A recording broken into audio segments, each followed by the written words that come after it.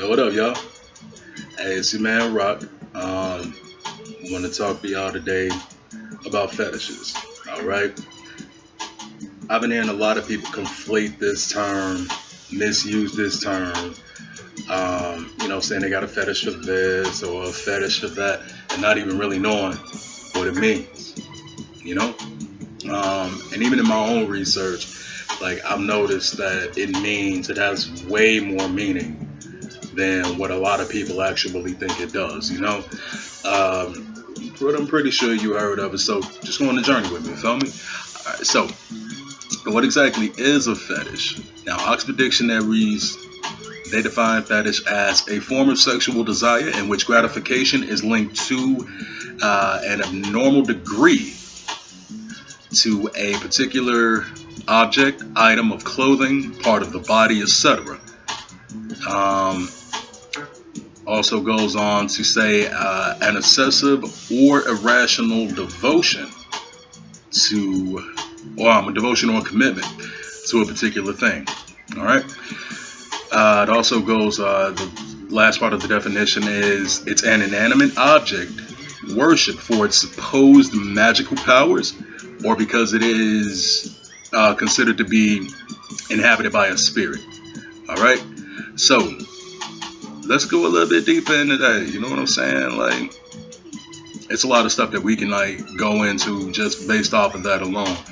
But we're gonna take it slow. So that first bit of the definition. Hold on, what's going on now? All right, there we go. There we go. So that first part, okay, of that definition. Okay. Now that's Oxford. You know, those are the geniuses. So since that's where they started, that's where I'm gonna start. Hey, I guess it's true what they say. Academics are the biggest perverts out there. But essentially, it's saying that it's a sexual desire that's linked to an abnormal degree to a particular object, part of the body, piece of clothing, things like that. So essentially, it's something that needs to be present. It needs to be part of that entire experience in order for a person to get sexual gratification. All right. Uh, so in other words, it's kind of like men always talk about women in high heels. Hey, I like a woman in heels. You know what I'm saying? Pretty sure the next man does too. But I don't need her to have those heels on. And before we even go any further into that, let's break it down because actually um, it's actually like three categories of what you can attest to the way most people talk about fetishes. All right. Now the first one, of course, is fetishes. All right. General fetishes, okay? Sexual desires that are linked to an abnormal degree to a particular piece of clothing, blah, blah, blah. But you also have kinks, and I think what a lot of people are attributing to them having fetishes are actually having kinks. A kink is just something that you like that enhances that sexual experience for you, that may be outside of the norm, all right? But you don't necessarily need to have it in order to get gratification. And then you have paraphilia, which are more or less abnormal sexual desires that usually involve risk taking or, the risk of losing your life, like autoerotic asphyxiation. Okay? So let's go back into that first entry of fetishes real quick, though, right? So essentially, like I said, going back to heels, okay? If a guy says that he has a fetish for a woman in heels, that would actually mean that unless that woman has on heels, he can't get any gratification from any type of sexual experience with her. Okay?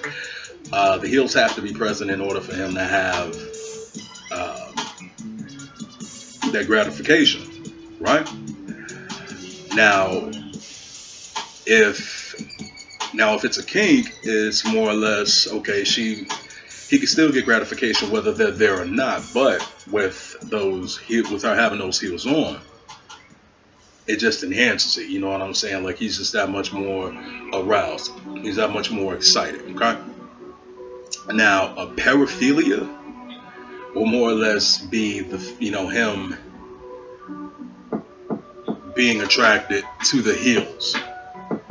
Okay. Being able to see a pair of high heels, maybe in a particular color. All right. And just seeing those is enough to make him, get sexual gratification. Let's see what we got.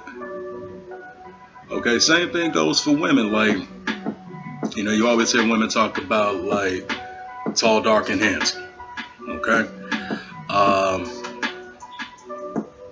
Maybe that's a kink for her.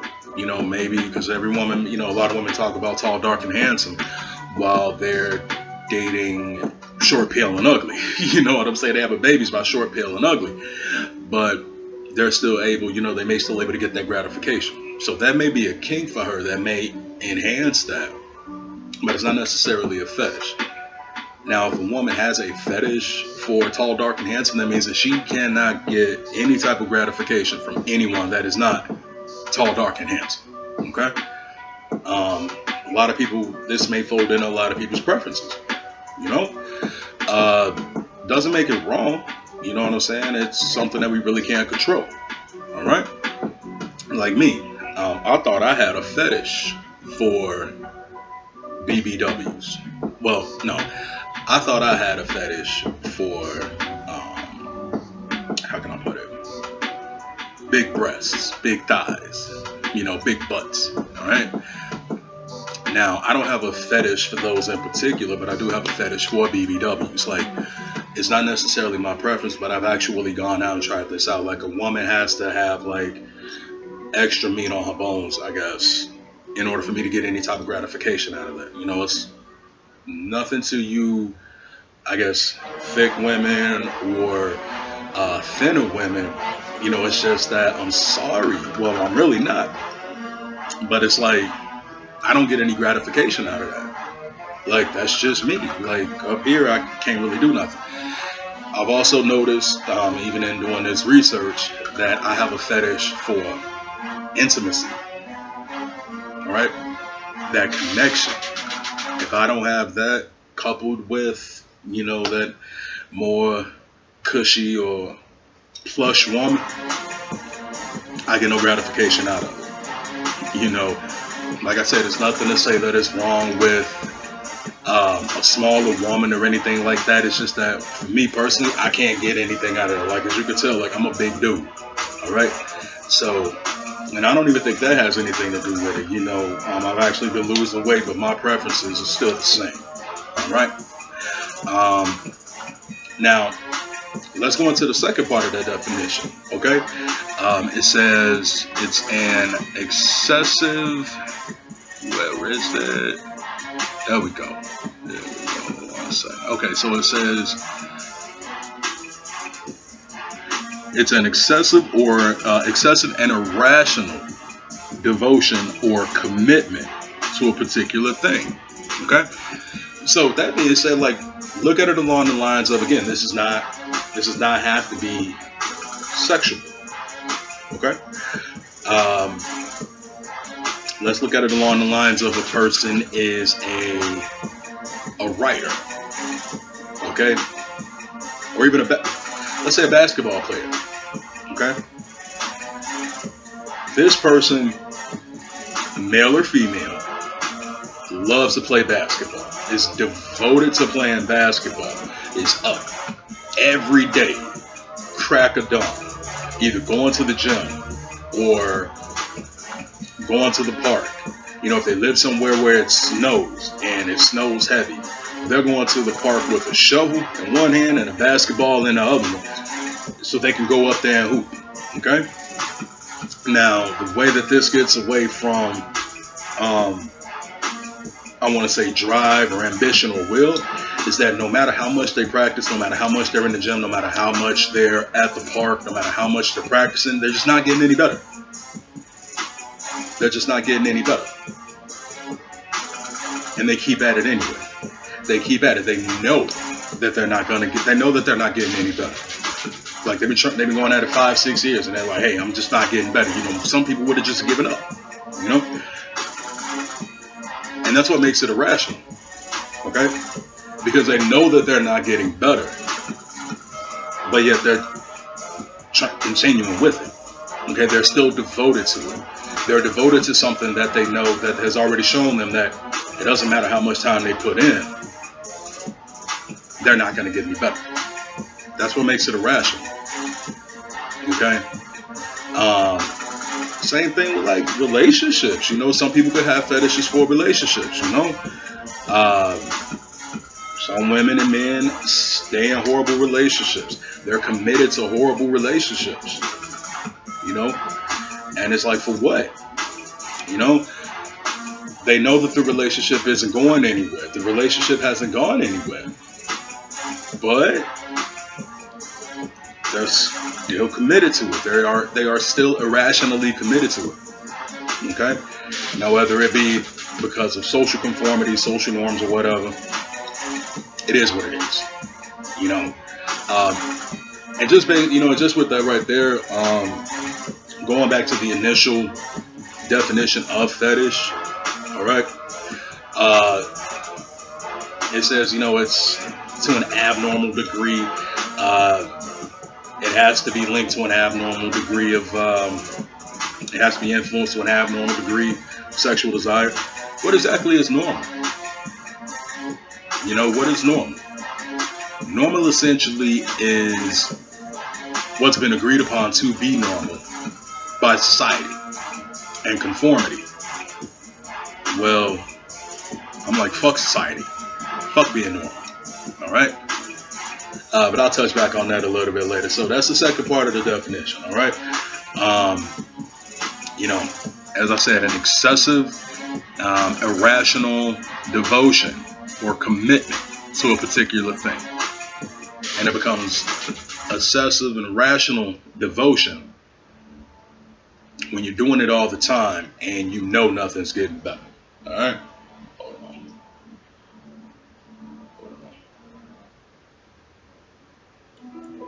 So,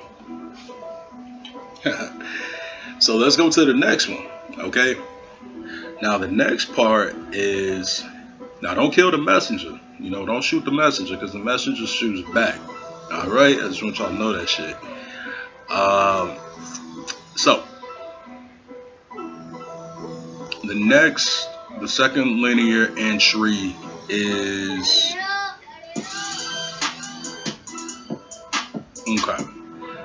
So the last entry, it states that a fetish is also an inanimate object worshipped for its supposed magical powers, or because it is considered to be possessed by a spirit.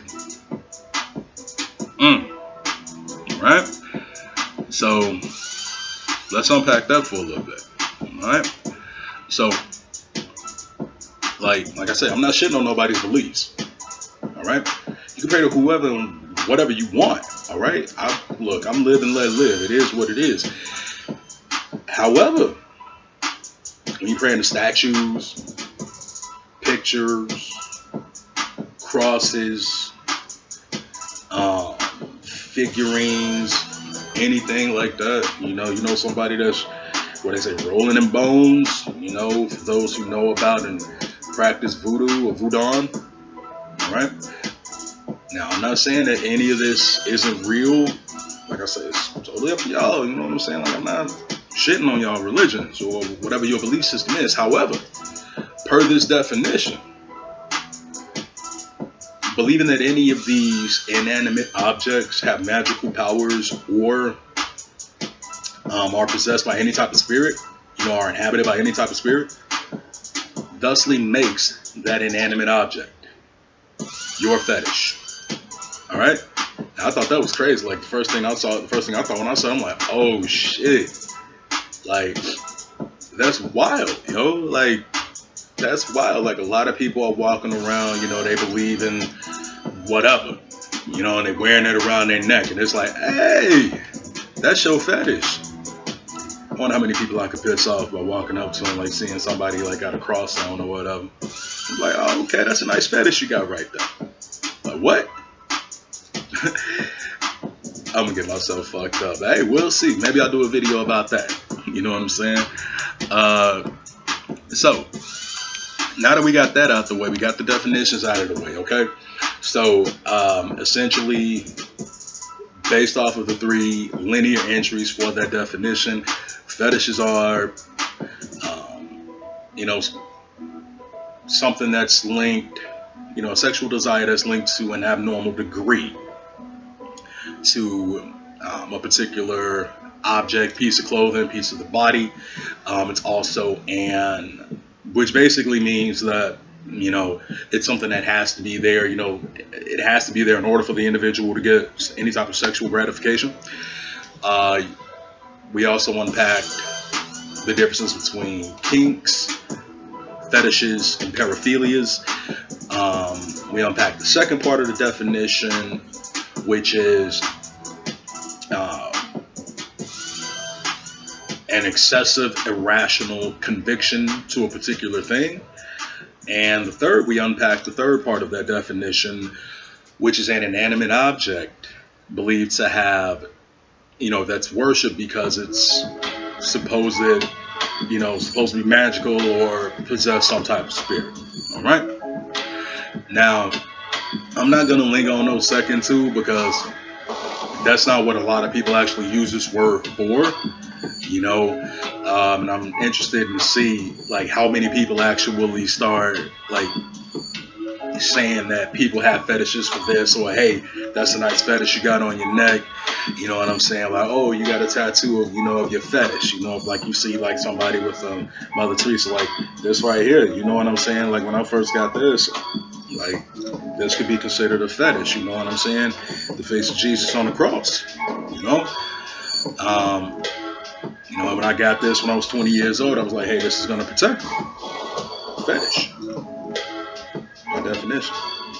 But I digress. Like I say, a lot of people don't really use that term outside of the sexual denotation of it. So that's what we're gonna stay on. So let's get into how many, what types of fetishes are there.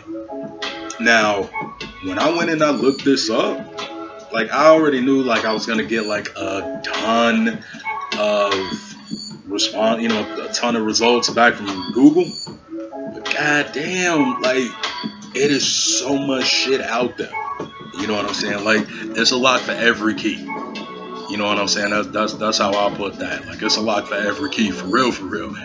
So I'm just gonna go off and list a couple, maybe about 5 of what are some of the more common, weirder fetishes and paraphilias, and then I'll go into some of the least known fetishes and paraphilias. So here we go with that. All right. So we have, let's see. Okay. All right. Anililagnia. Anililagnia. Okay.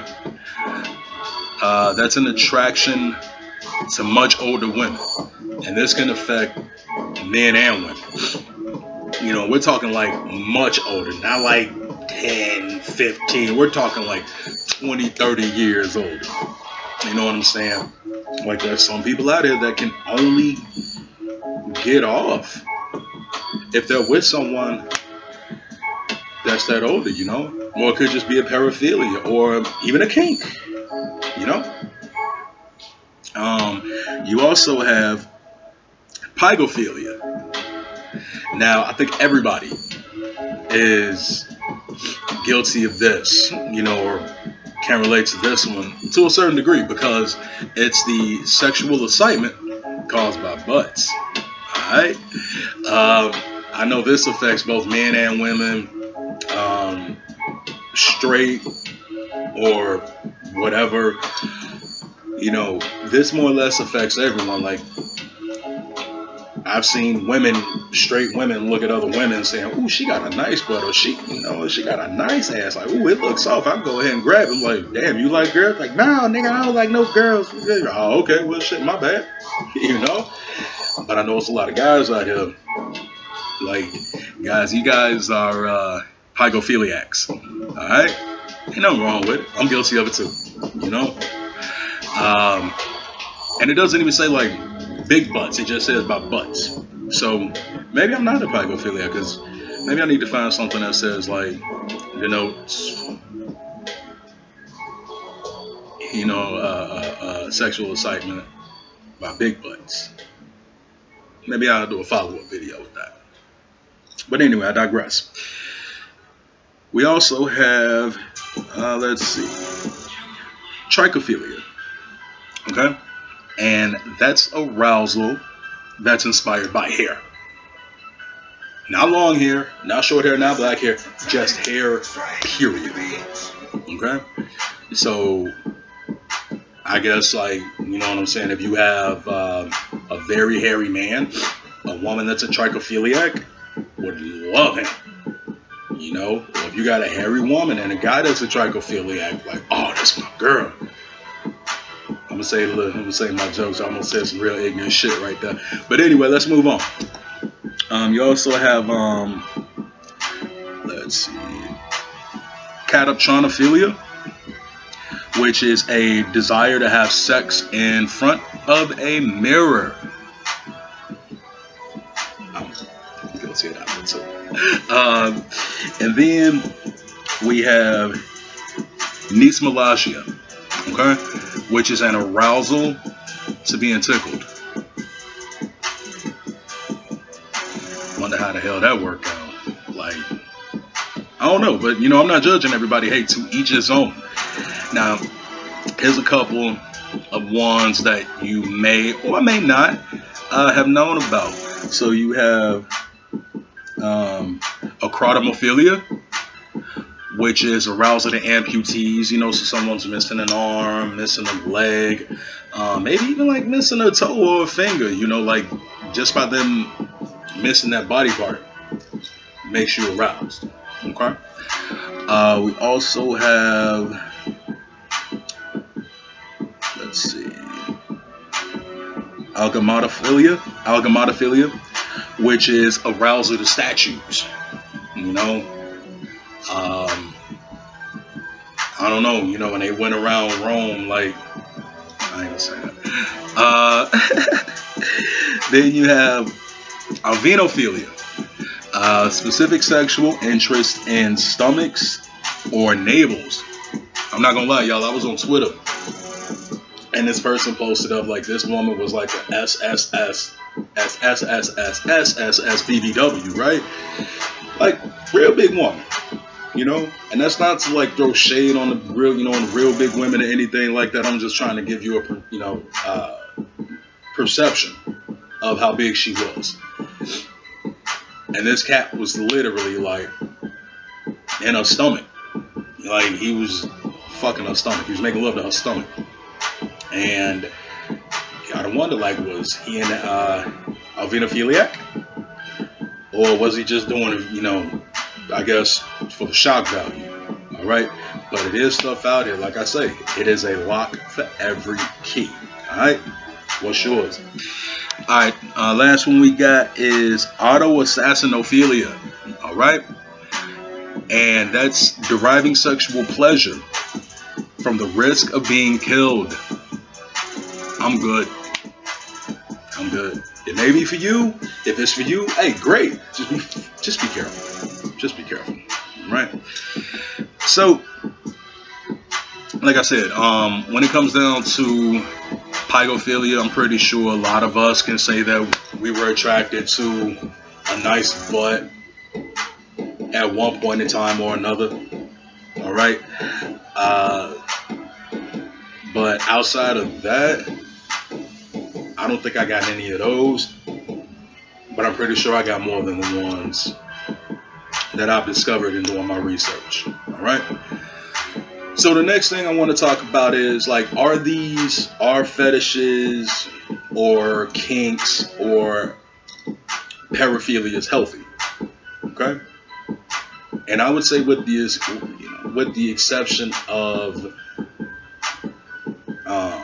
pedophilia, and honestly, pedophilia is just like sexual arousal and attraction to prepubescent children.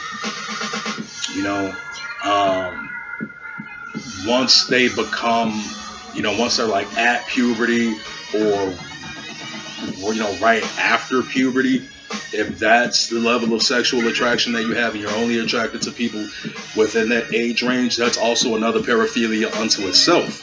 All right. Now, my whole thing is I come from a law background. As long as it's between two consenting adults and it's not hurting anybody, I don't care. All right. Now, the age of legal consent in some states is lower than the age of legal consent for other states. It's really up to that individual. I would say, to each his own. Hey, if you're 16 and you're living in a place, you're watching this video and you're living in a state where 16 is the legal age of consent, all I'm going to tell you is be careful, all right? Because there are bad people out here, but not every person that has these paraphilias or these fetishes or even these kinks is a bad person.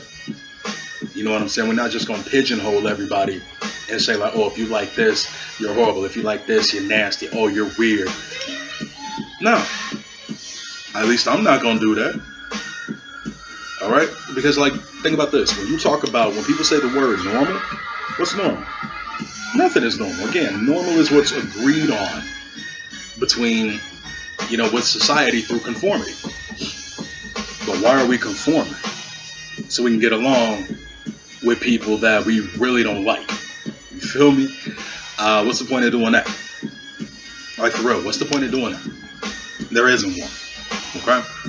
So, that being the case, I would say that fetishes and some paraphilias are healthy, as long as they don't start becoming a detriment to your life. All right?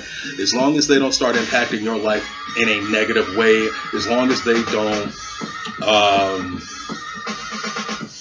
encroach on the liberty of another person, put another person's life at danger who isn't a willing participant in those activities, shit, it's perfectly fine with me, and it should be perfectly fine with society. Because again, what's normal? I'll tell you what's normal. What's normal is people do a whole bunch of freaky shit behind closed doors that they don't want nobody to find out about.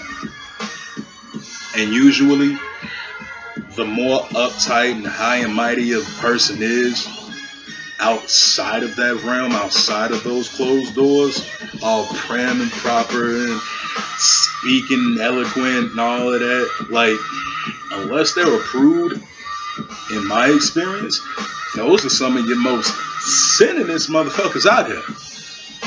Alright? Now, a lot of people don't act on it, but hey, you never know what goes on in a person's brain. But I've seen both sides of that spectrum. I've dealt with people from both sides of that spectrum. And what I can tell you is that it's a reason, I'll put it like this, it's a reason they tell you if you want to find a wife, go to church. It ain't because of fucking cooking. Alright? Because if you want to do that, well, goddamn it, don't be a menace, mama coming home from church. Hold on, baby, let mama have them. Yeah. That shit's real. But to wrap this up, you know what I'm saying? I'm glad y'all went on this journey with me, going into fetishes and kinks and paraphilias and things like that. Hopefully, I was able to teach you something. Hopefully you learned something about it. Hopefully you found not only educational value, but entertainment value in it too, got more videos to come. This is going to go up on my YouTube. So, hey, like, share, subscribe. Got a lot of fire coming. Also, this podcast is going to be on Anchor FM. All right, that's an app.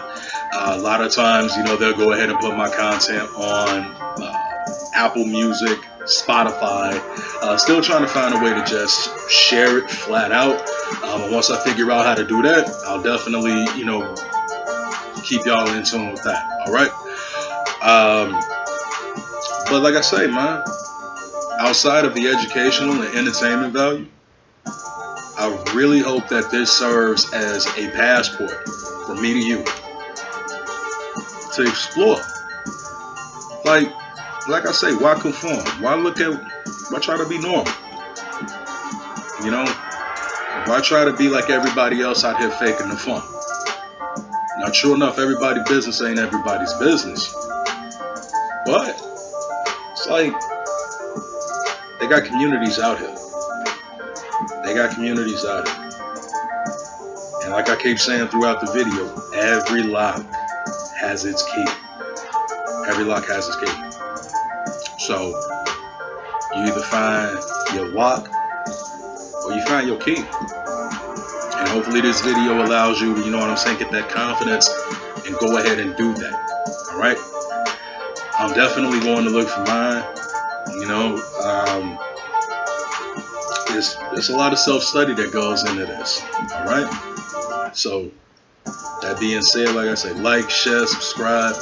You can get at me on Facebook. Just type in Rock Merrill. All right. You can get at me on Instagram.